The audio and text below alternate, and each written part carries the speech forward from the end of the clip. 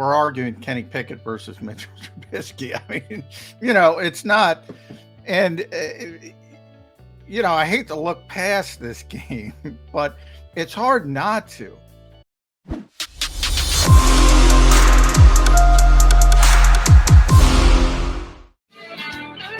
And again, undefeated again. They were undefeated the last time we did this Monday show. Everybody's undefeated, baby. Yeah. Not everybody. Just one team in the NFL. There's only one team that's undefeated in the NFL. Well, I was talking more about the Phillies. They're not undefeated, but they're going to the World Series. Plus, the Astros are undefeated going to the World Series. The Astros are. And here's the good. The Phillies are undefeated at home. Have not lost a home game yet here in the postseason. A lot of unbeaten talk, yeah. And let's get that out of the way right away. Thank you very much to the Philadelphia Phillies from the entire city of Philadelphia, from a sports talk show host on WIP, and from two Birds hosts on Birds 365, because the bye week is like heavy lifting. You don't have an Eagles game to break down and analyze. So why not go ahead and make the World Series, Phillies, and give us a little something to be distracted by during the downtime during the football season. Congrats to them for their World Series win. It was a weird day yesterday. I was at Citizens Bank Park doing a show from 10 to 2, and then I had to get out of it. I had to leave. As everyone is pouring into Citizens Bank Park, I'm going in the opposite direction to go home and watch football. Because I had my CBS show last night, and we do football for the first 2 hours of my show. It's all NFL, no Eagles, but all NFL. So it's kind of a weird day. But even watching on television, the Phillies win and celebration was phenomenal. So now the Phillies get a bye week, much like the Eagles. We got to wait 5 days before the stinking World Series starts. Yeah, that's what happens when you get one series ending in 5 and the other ending in 4. You get that big lull. But at least, you get to line up the pitching staffs. And at least you get to see the best versus the best. And we'll see. We'll see how it shakes out. But amazing run. Amazing run. And I'm going to congratulate the Phillies, and I'm going to say, well done, but I will not pander, Jody McDonald. I will not pander. I refuse to do it. I don't know how you can pander when they're doing what they're doing. It's well, me and the pander with Nick and the jerseys, and I sent you my joke. That went over well on Twitter. I can see the responses on that. I don't have to see your Twitter feed to know that. Come on, people. Was probably not taken kindly by those who don't have a sense of humor. Oh, I'm absolutely pandering. I went to the closet this morning and said, give me that red T-shirt. I'll go red today. Yeah, let me throw the red on before I sit down with my buddy Johnny Mac. So, yes, congrats to the Phillies. Great week leading up to a World Series matchup between they and the Houston Astros. And a couple of people pointed this out on the show yesterday. Next week, the World Series starts on Friday. So it goes Friday, Saturday, off on Sunday. Thank you very much. Eagles be busy on Sunday. You don't have to split your attention between the Phillies and the Eagles. You can zero in on the Steelers coming to town to take on the Birds. Then off on Monday. Then Tuesday, Wednesday, Thursday. Then if it goes as much as Game 6 or Game 7, Game 6 would be Friday back in Houston. But there's a game Thursday night in Houston next week. Yeah. And that would be the Texans and the Eagles. So in back-to-back days, you could have Eagles-Texans on a Thursday night, and then Phillies and Astros Game 6 in the World Series on Friday night. We know the Eagle fans travel well. They might be the best traveling fan base in the entire National Football League. I know that's debatable. People going off about, Citizens Bank Park is the hardest place to play. It's so loud. They actually raise the players' games. I think that is true. The Eagles go one step further. Their fan base, they take it on the road. Forget about Lincoln Financial Field. They go and take over other teams' stadiums. We know how good a traveling squad they are. Whole bunch of people from Philadelphia are going to make that Thursday night into a Friday thing. They get their hands on tickets for Game 6. It's going to be easier, I would imagine. And I don't know Houston and how, the Astros have been good for a while now. I So think they're it's used. 6 straight ALCS appearances. They've been in Yeah, the league championship series 6 straight yeah, years. they have a very good team. So they're kind of used to it in this recent incarnation of Houston. Maybe it gets a little, um, you take it for granted, but I don't know. I don't know what's going on in Houston. Obviously, the Texans are not very good, so I would think it would be easy for Eagles fans to take over um, in that particular game. I think it would be more difficult in the World Series, but I don't know. Is Houston a great sports town? I haven't delved into it as much. They should be from a baseball standpoint. It's difficult to get behind a football team that's been as bad as the Texans. And by the way, it's had so many off the field issues as well. It's really difficult. So I think it would be easy for Eagles fans, more difficult for Phillies fans, and a lot of them are the same, obviously. But Oh, I think if the Eagle fans want to travel, that's a big stadium. It's a nice stadium, as a matter of yeah, fact. they can take over that I've place. never been. I know you have. You've been to the new Houston Stadium, right? Yeah, yeah. Yeah. From It's from what I hear, it's like one of the underrated. With Dallas gets all the coverage. The new one in LA, the new one in Vegas. The one in Houston is as nice as any of them, but because the Texans are never any good, I don't think people notice how nice the yeah. stadium is. Oh, they could take it over. Oh yeah. They're not going I to be flocking. mean, Those Texan fans are not no. holding on to those tickets, asking for 3 times face value. I think giving them Yeah. away would be more close to a description to the way Yeah, the I don't Texans I don't feel I about don't their think it'll be tickets a right now. problem for the Eagles. I assume it'll be a bigger problem for the World Series, but I don't know. Much fewer seats, as I said. You know, there's people willing to give up their seats, as you said, Jody. Somebody wants to pay egregious amounts just to get in there. You might as well bankroll your whole next season's Yeah, season oh yeah. tickets. So there's that type of thing. I imagine there's going to be a decent amount of Phillies fans there, but hey, we got Pittsburgh first. Although people are looking by Pittsburgh, and probably they should. No, not too many. I don't know how many people were watching that game last night, but I don't know what Pittsburgh is doing. It's difficult. Anytime you lose a Hall of Fame quarterback and you're making that transition, and you have a bad veteran and a rookie who's not ready, and you're trying to go back and forth and make that decision, they're a mess right now. And I'm a And Mike Tomlin fan. There are some naysayers about Tomlin and his skills and what yeah, he's I don't done at get that, Pittsburgh. by the way. I don't understand it a little bit. All right, so he's not the boy genius offensive guru that some other coaches around the league are. Who cares? All he does is make the playoffs every single year. He's got a Super Bowl in his back pocket. But I think he made a mistake this week. I know Mitch Trubisky's Mitch Trubisky, and he's never going to be a franchise quarterback. He played well the week before when Pickett went out. He won them the game. It wasn't like the defense played great and he was just along to game manage it and not screw it up. No, he actually made plays, and they went back to Pickett. And I get it. You're trying to avoid a quarterback controversy. But one of the things I've always liked about Mike Tomlin is he's in the moment. And Pittsburgh season is going by them. Coming into this week, everybody in that division 3-3 or worse. There were no teams with winning records. And by getting the win last week, you actually are kind of hanging in the divisional race. And he went back to Pickett, which I said, believe me, I said it before the game. I just didn't say it on the air with you here, Johnny Mac. I would have played Mitch Trubisky this week. And Yeah, I think we both said. I just assumed Trubisky was going to play after the because week prior. because of what he did last week, or because Pickett wasn't going to be physically ready to return. No, because of what he did last week. I thought they'd go. Now, you mentioned Mike Tomlin. It's a different phase in Pittsburgh. Maybe their thought process is, well, we know Trubisky's maybe better equipped to win on a particular Sunday, but long term, he's not our guy. We know he's not our guy. So we might as well get the Jim Schwartz coin startup costs out of the way and keep going and keep going and keep going and get over that hump.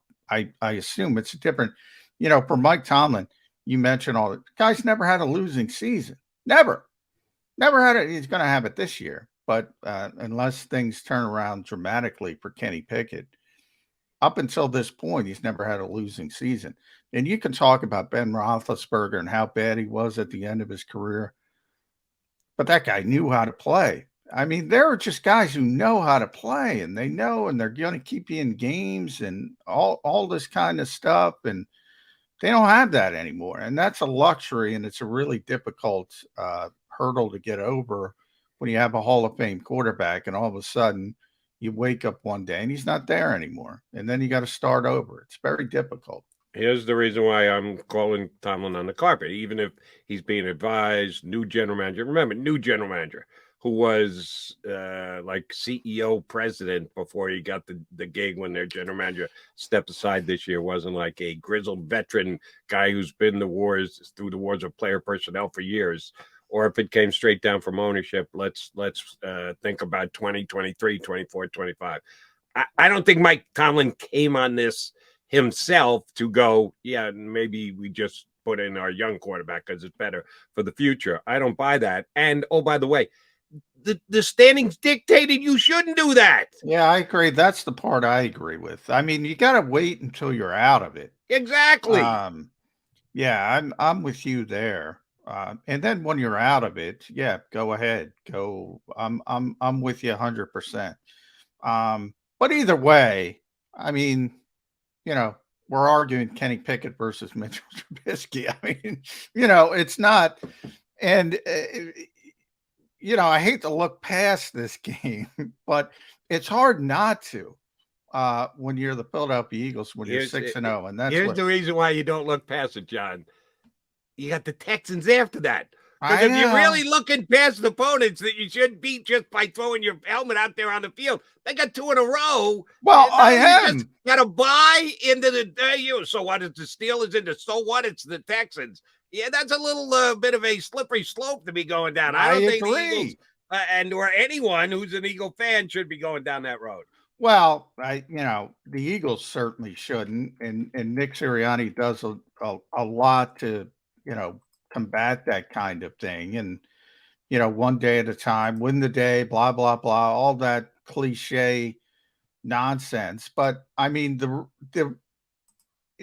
they should have no issues with Pittsburgh or Houston, and to be honest, Washington as well. And that's why I said going into the bye, I knew this team's going to be 9-0. Washington, by the way, might be a little bit more difficult with Taylor Heineke than Carson Wentz, believe it or not. No, we'll get to Rodgers and Tampa, Mr. Brady, both. Well, we'll get the NFC as a whole and the NFC East as a whole. Good for Jeff Kerr, our buddy. Good morning, NFC East. Who knew that? Good morning, best division in the conference should be the name in the conference in the league. Yeah, I mean, you can make that argument as well. And I'm the biggest culprit, so I'm going to call myself on the carpet. At one point, did we believe in the New York Giants? 6-1, and Dallas. Look, I keep saying Dallas is the second best team in this conference because they were good with Cooper Rush, and if Dak Prescott gets going, and they didn't play well yesterday for the vast majority of the game, kind of broke it open late.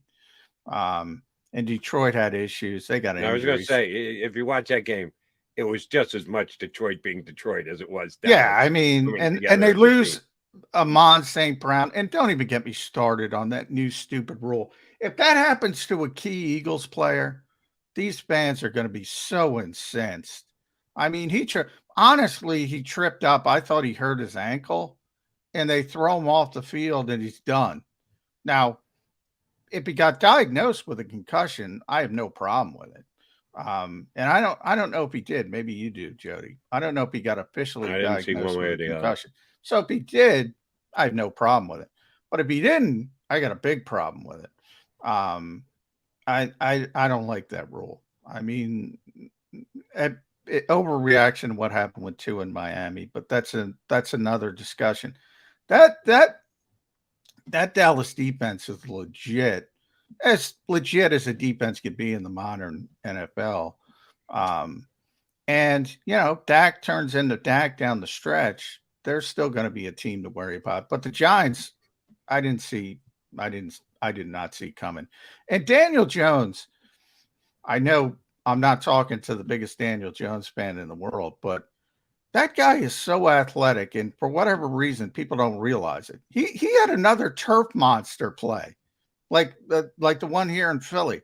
But this one wasn't. It was 20 or 30 yards, and the turf monster got him. If this guy could figure out how to not trip over the turf, run his own. I mean, he is so athletic, and for the first time, I think the Giants are utilizing that correctly. So you have to give our old buddy Mike Kapka a lot of credit, along Brian Daboll, obviously the most, who should be the coach of the year. Sorry, Nick, but Nick had a good team. Nobody thought Brian had a good team. So right now, if you force me to choose coach of the year, I'm going Brian Daboll because I did not see this coming with the New York Here's Giants. the beauty of that debate. They play twice before the end of the season and made the best coach win for coach of the year. If the Eagles beat the Giants twice, then it's certainly Sirianni's award. If the Giants beat the Eagles twice, sorry, Nick, it's all Brian Daboll. If they split, we can have the debate. But we've got, and hopefully they're in a position. Right now, who would you pick if you were forced to pick right now? Which obviously Sirianni. Doesn't. Really? It's 6-0 is 6-0. The Giants did lose again. Giants lost to the Cowboys. Eagles handled the Cowboys easily. I know you can't do it right down the line like that, but yeah, I'd give Sirianni a very slight nod. But they're the 1-2 choices, and then there's this massive drop off to everybody else in the National Football League, and that tells you how good the NFC East is. But before we give Dak and the Cowboys too much credit, I know, like you said, well, by the way, I'll say it again. He did not play well. I said if he starts playing well. The Dallas offense did not play well in that game at all. That's what I mean. The last 4 possessions for the Lions, 10-6, early fourth quarter, inside the 5-yard line. At the 1-yard line, Jamal Williams coughs up the football.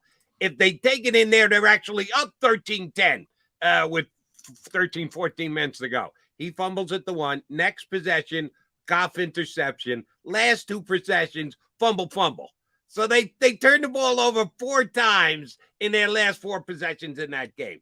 So the Cowboys won, and the Eagles are undefeated. The Giants only have 1 loss, and the Cowboys only have 2.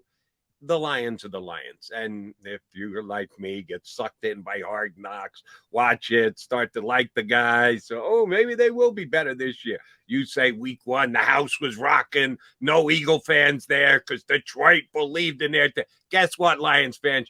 Your team still stinks. Your coach may be a soundbite machine, but he can't coach his way out of a paper bag. One of my guys, Aaron Glenn, former Jet, played a charity golf thing with him once, got a picture in my basement of he and I should be fired tomorrow. The Lions are terrible. They just flat out stink. Yeah, well, that's the thing. You're going to wake up one day, much like your Jets, and I thought we were there with the Lions, at least closer early in the season, where all of a sudden, they've been bad for so long. All of a sudden, they're drafting these top-tier players at the top of the draft every year. Penei Sewell, Aiden Hutchinson this year, on and on and on. It's coming, Jody. It's coming because they can all play. Penei Sewell. Maybe in our lifetime, but it's coming.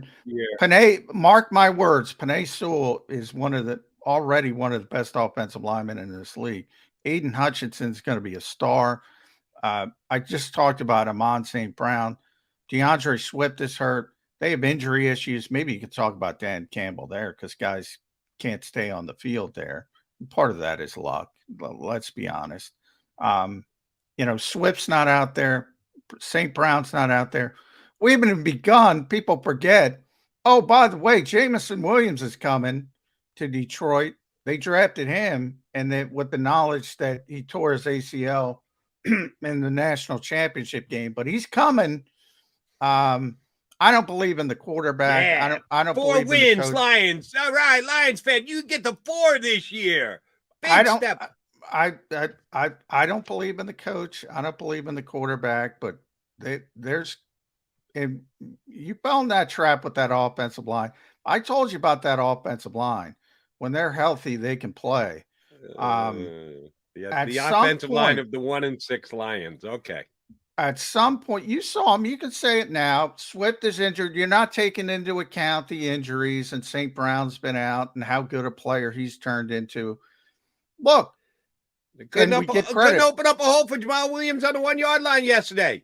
Win the battle, win the war, get them pushing back into the end zone. Williams gets hit, the 3 coughs it up. I'm just saying, you're seeing it with your own Jets. How many years have people said same old Jets, same old Jets? All of a sudden, one day, Jets are all about defense. I watched a bunch of that Jet game. It's all about defense. Well, yeah, the quarterback's not playing well, but the point is, where'd they draft Ahmed Gardner? Where'd they draft him? 7 or 8, 6 or 7. Where'd they draft Quinnen Williams? When you pick that high in the draft again and again and again and again, eventually you're going to start getting good players. And eventually those good players are going to start playing well. And eventually things turn. And that's why sports are cyclical. And that's why bad teams get high draft picks. And that's why everything's set up the way it is. My point is that too many people around the National Football League, and one here on Birds 365, had the acceleration of the Lions' improvement a little faster than it actually was going to be and is proven to be. They may eventually kick in at some point. They're still one of the 2 or 3 worst teams in the National Football League. The record is the record. It's about they're a bad team again. But I do think, because I know you saw DeAndre Swift. You know he can play.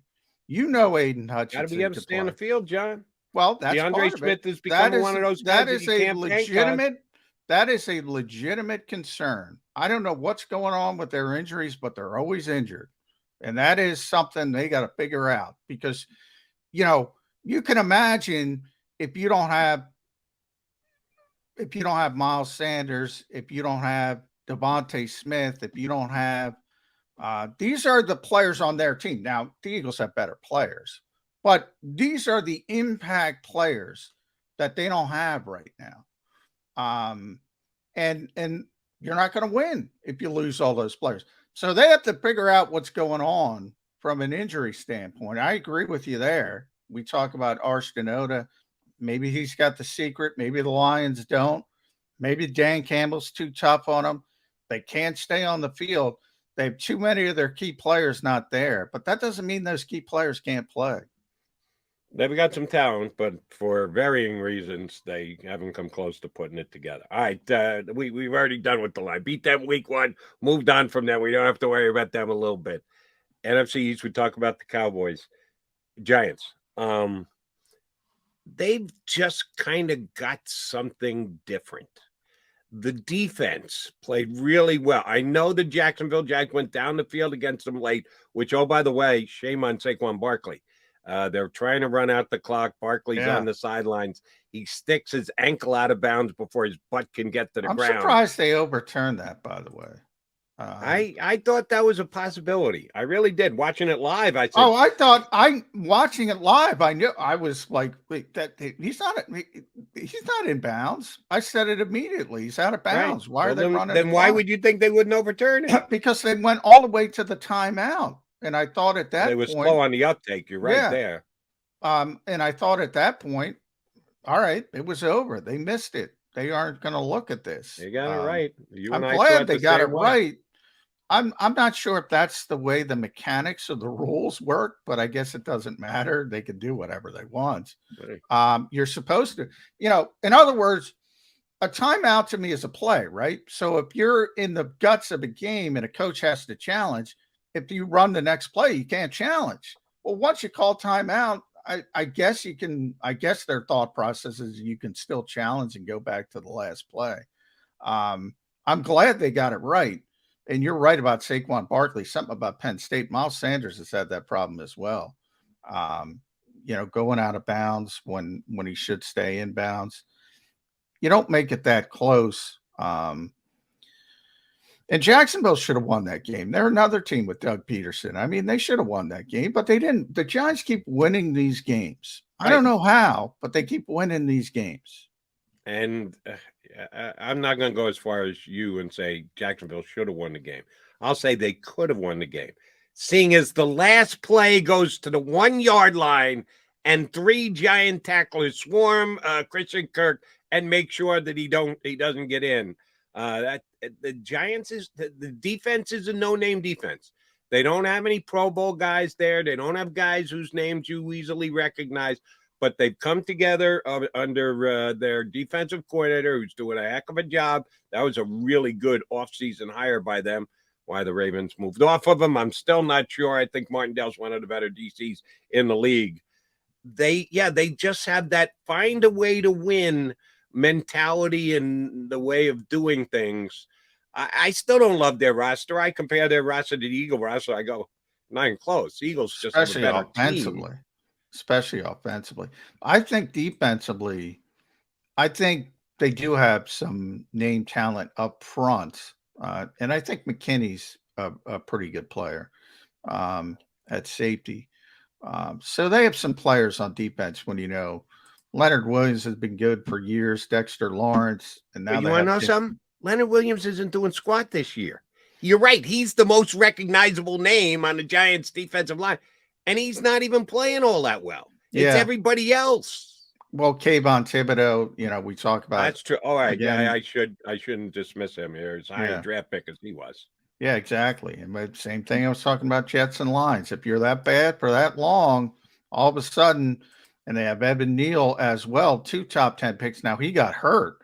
I think that is something to keep an eye on for Eagles fans because they lost 2 offensive linemen in that game. They lost Evan Neal, their starting right tackle. They lost Ben Bredesen, who's their starting left guard, both to knee injuries.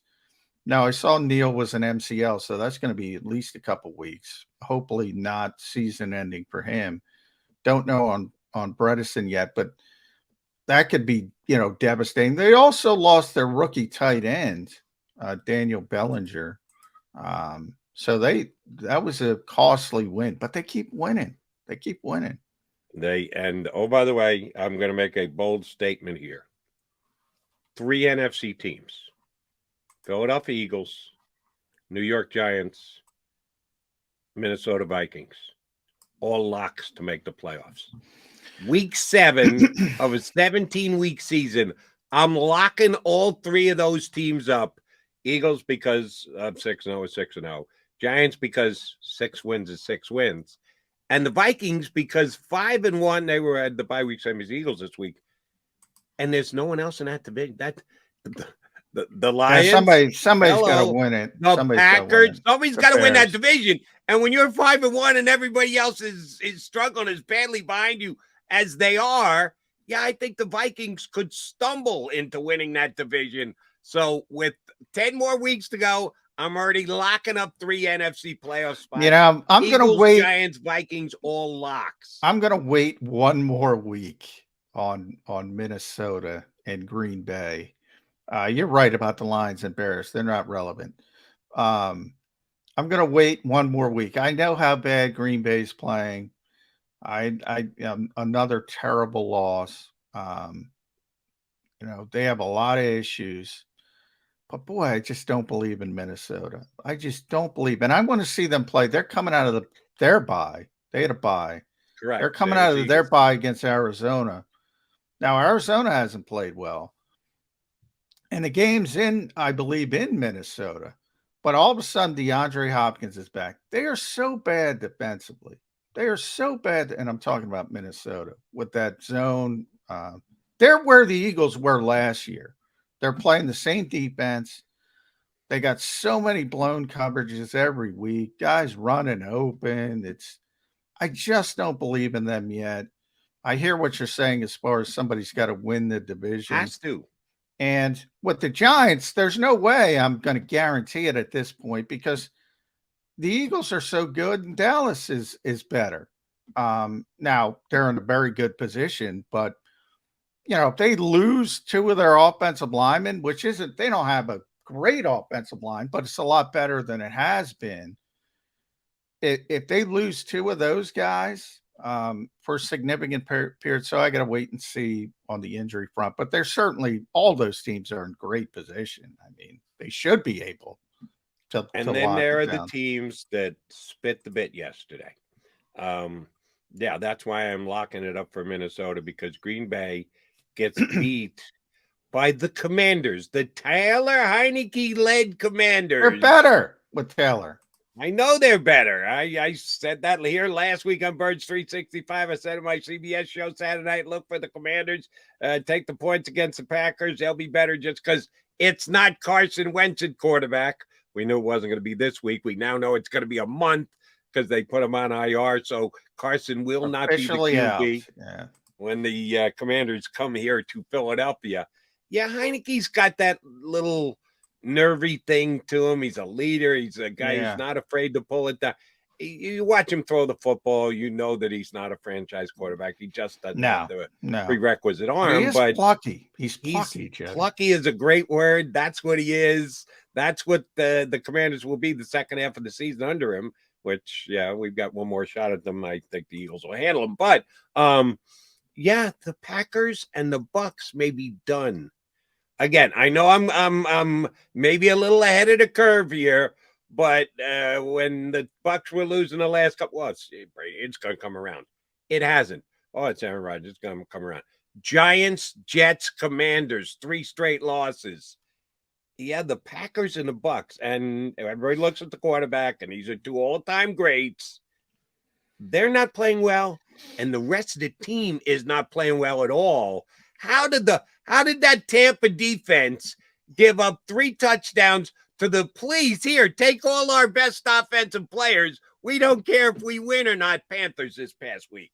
Yeah, that's a bad loss. I mean, that is, especially the way it went down. And we got to talk about, at some point, we'll get into the trade deadline, because Eagles fans are losing their minds over Brian Burns, which ain't going to happen for a number of reasons. But, 3 points against a team that basically is giving up on the season. And by the way, if you're Carolina, why are you giving up on the season? This is why I can't give up on Tampa Bay. How bad is that division, Jody? Who's in first place in that division right now? In the tiebreaker. And the tiebreaker, I don't know. I know. Yeah, I don't. Somebody's got to win that division. The Falcons are both 3 and 4. Yeah, so. Carolina's 2 and 5. True. After yesterday's win, they're back in the mix, and they got a win over the Bucks. We all talk about the Saints, and the Eagles have a top 5 pick. Blah blah blah. Hey, they might win that division. Saints are only 1 game out of first place too. They might win that division.